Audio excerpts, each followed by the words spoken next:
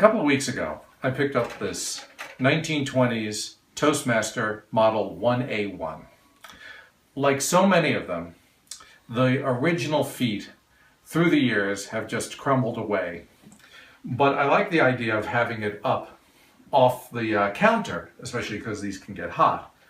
And Chris came up with a good solution, getting these little neoprene rubber grommets to replace the feet that have long gone. So you just hold down the original post that it was on and press these on, and voila, the feet have been restored. Thanks for watching.